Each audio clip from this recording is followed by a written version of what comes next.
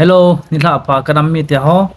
Kay kahila Tony sang boy singson. Tuni ko akan senom chela ima dang ang hipon. Tulay hi gal nay hi vin chela munchom gam choma gal muna loy gam danga loy yo movin. Kayong chu gam danga loy kana kana zaw hin. Tuni ko akan senom cha hi le tulay ta hi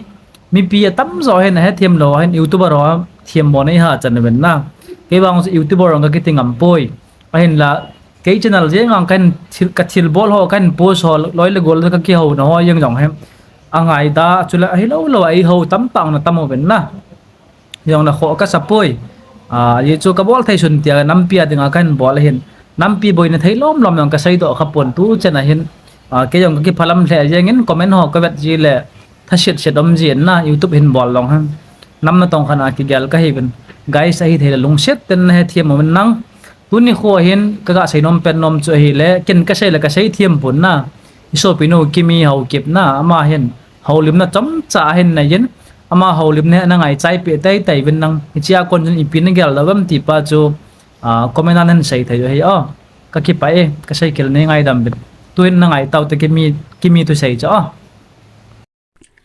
tu lai khangi social media khangi na gal kap na lang ipi ki bol rong de social media ichana thupi ham tila munzau sia lohin hop thumla a hop khat bang hi a lohin na chiji a hi ei mila yong youtuber tamta ai nevin hi cho hin thilan posi ja imu I he no ala kim khat hin mi posi yo se dem group khat num ke beta nena mi him ge ju koi ma hling kyong lo I posi na youtuber khat a hi phana su gam tin a posi dia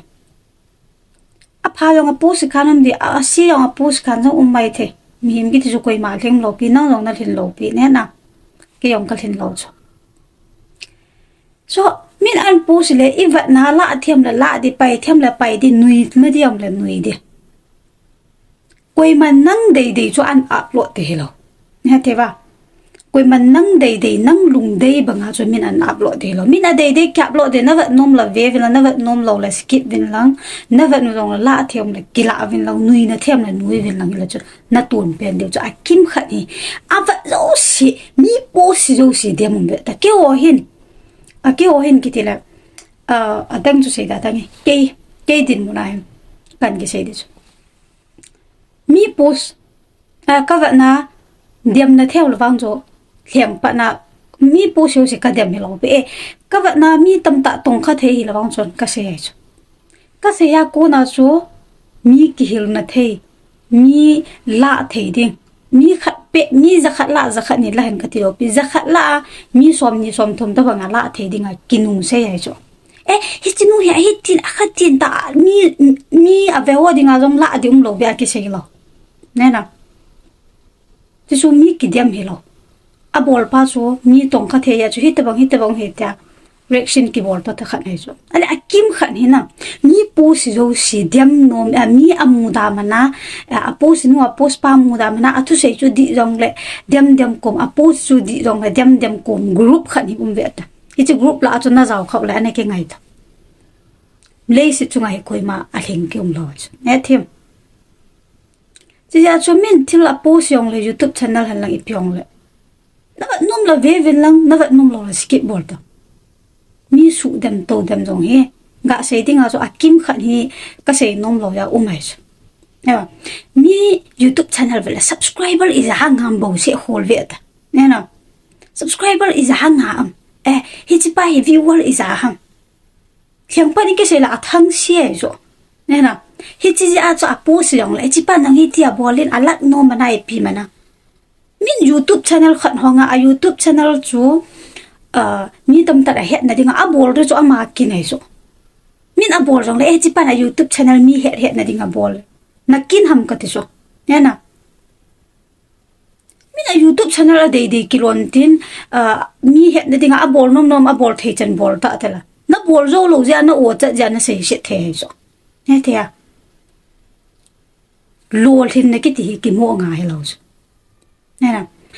tôi nhà youtuber zakhat subscriber zakhat valnga ai lo le som se gi valnga hong I hola dinga chu ka the na zat dang ho cho million anga he ta e ho la dunga so hi za nga di ki tiam zo ha thil hin na hi ta bang subscriber som si gi som ge za khap wal lang nga the ki ti chu koi man amu ngai lo so min YouTube no hin i ho hin YouTube i va no hi min video an post le minute som langa ki dia ki chai ta so hi chi minute som langa min an post ne jinga so hi chi YouTube channel nei pa nei nun i chan ge ya an hola i chana atha asia i chana panan la an upload ham ti cho nang in he lo hai so ne the ya lol hin na nunga hi behind scene si anal mo ta yong tam ta ong so gen thei ta koi man hung koi ma amo nei zo amo min tham ki ti koi mam lo pi ne thia min YouTuber ya subscriber aza nga yo min som si ki som get yo min hi chong chu koi man amo nga he lo apo thozia ama pia bol atha la zunga sia lo le gamtin abola min pan na sata la ja hi ha cho nga the ai so na i o chat mana gamtin se nga ya cho chong chu ni ke tu chu ban le la sa hung ki tiong le i won i nga yo minute som ni ke ngai som thum ke ngai ke chai ta hi chi la san mo son la sim ding ang la sim di a hor la ki cho asa pha jong le la khum na di sum a se do ki nai so atha le azunga se do ama yong gim ama yong chor sum la pa yong tam ta se do a la an khuma i hon nom ta ai ki ngai wai so